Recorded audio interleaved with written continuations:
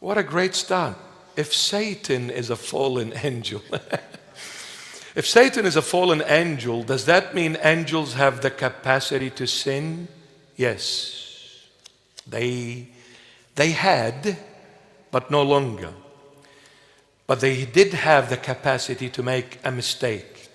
That's why one of these angels is now called Satan. He was an angel, and in fact, he was the most beautiful angel ever. And he was from the highest angelic rank called the cherubims. Cherubims in heaven are equivalent to patriarch or pope on earth. The highest rank in the church is the pope or the patriarch, the same meaning as the cherubim in the angelic order, the highest rank. He was full of eyes, meaning full of knowledge, extremely knowledgeable, extremely beautiful, extremely perfect. But one thing he lacked: humility. Pride engulfed him, and pride destroyed him forever. If there is one thing you need to pray and ask the Lord Jesus to grant you, is humility, and to preserve you, protect you from pride. The most dangerous mistake ever anyone could make, including angels. So pride engulfed him. Now, why angels were able to decide? Because God created everyone based on love, including heaven, the angelic, or the angels of heaven. Since God is love, everything He created was based on love. And because it is the true divine love that created the heaven angels and the earth humans, therefore, with love, there must be something called freedom. It is indispensable, it is inseparable, freedom to love. You cannot separate freedom from love, because the moment you take freedom out, you can never live this love, you can never share this love.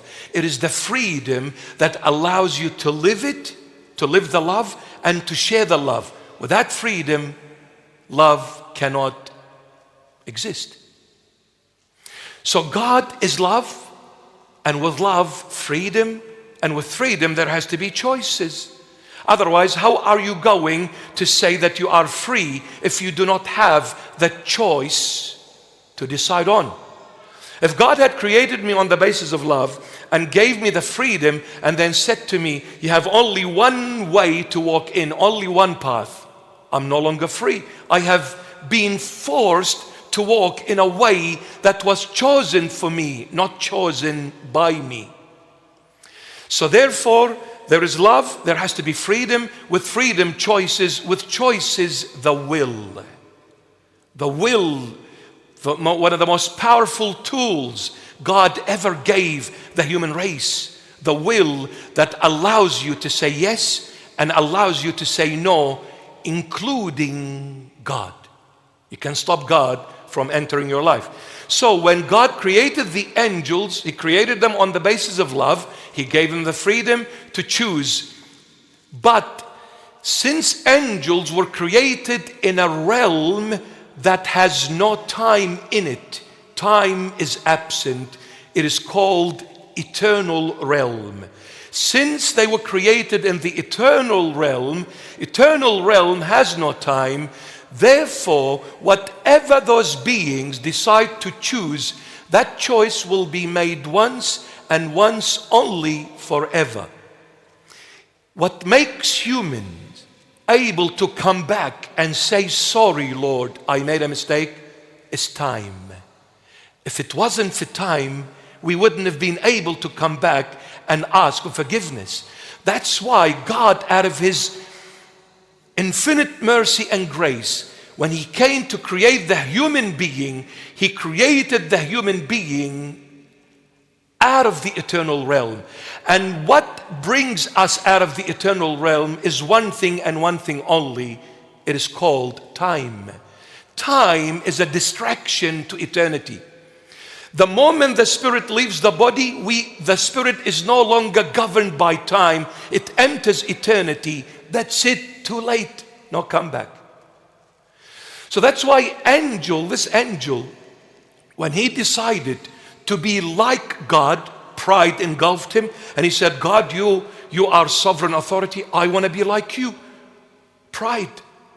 So since pride engulfed him, that decision was made once and forever, because angels were created in an eternal realm where time does not exist. That's why their choice was only once. There is not another second for me to come back. There is not another minute, another hour, another day. Maybe I made a mistake today, I'll come back tomorrow and I say sorry. In the eternal realm, there is no tomorrow. It is one continuous present tense forever. That's why the angel cannot come back and say sorry. Otherwise, God would have forgiven him. You see how much God loves the human race? He gave us time out of grace because God knew we will make mistakes. And that's why he gave us the time to give us the time to come back and say sorry. So, the angels fell once and once forever. He can't go back. And this is why Satan is furious against any human who invokes the name Jesus Christ of Nazareth. He's furious because he says, I can't go back to heaven and you want to take my place? I won't let that happen. If I don't make it to heaven, nobody makes it. Because a boastful person or a prideful spirit is selfish, because pride leads to selfishness. When you have self-pride, you will only love yourself, no one else. And when you love yourself, it's a fake love. It's a fake love, because love has to come from God. There is only one source to love, and that is God. Anyone who tries to create love outside of God's circle, they're wasting their life and their time and their energy. That's why Satan is selfish because of pride. He hates every human being to the core. And he tries very hard to cause division in amongst this beautiful family. He tries to cause division. Humility is the key to success. Ask the Lord for humility. You will live happily ever after, trust me. Why is bread used to symbolize the body of Christ and wine for the blood of Christ? This will be a topic that will take about 3, 4, 5 lectures. Thank you. That was quick. God willing, we will do a topic in depth and in details, biblical references left, right, and center as to why the Lord chose the bread to be his body and the wine to be his blood. And then we'll go into why is it the true body and the true blood, not symbolic, true body and true blood. Biblically, this good-looking bishop will prove it to you, biblically, God willing. Are dinosaurs real? Biblically speaking, yes, they were real, but they became extinct. Until now, archaeologists, they discover these fossils and sometimes all these skeletons, and you could see that there were like some massive creatures once upon a time on this planet. So dinosaurs, yes, but let me tell you one thing. For the first 2,000 years, from Adam to the flood of our father Noah, everything was vegetarian, including if there was dinosaurs in that period, they would have been vegetarian, not meat eaters, So, and those massive giant dinosaurs, they would have been also very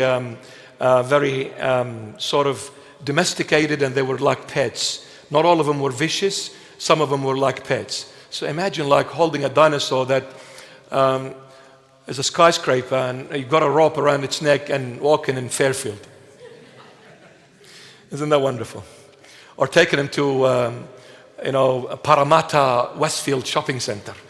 A warm fit, and no car park, and no car, and nothing. Amazing. So yeah, they were dinosaurs, but they became extinct at some stage.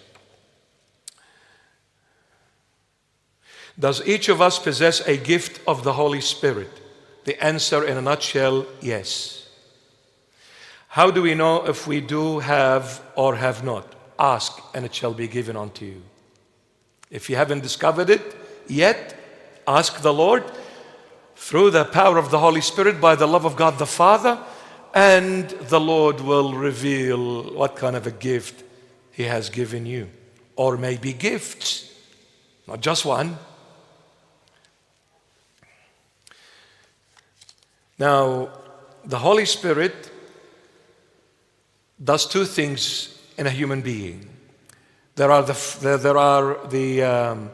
gifts or the fruits of the Holy Spirit, and there are the graces of the Holy Spirit. Graces and fruits.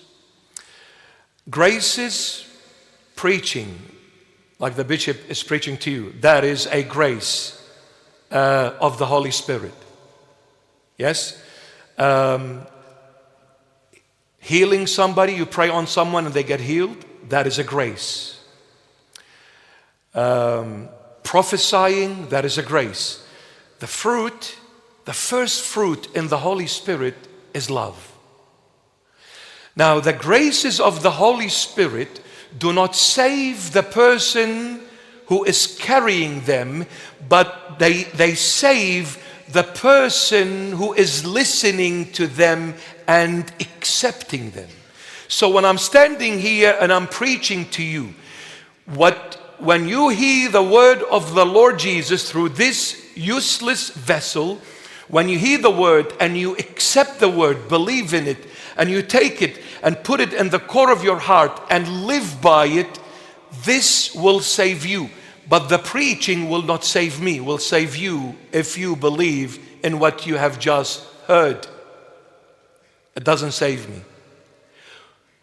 So the grace saves the listener, not the one who carries it.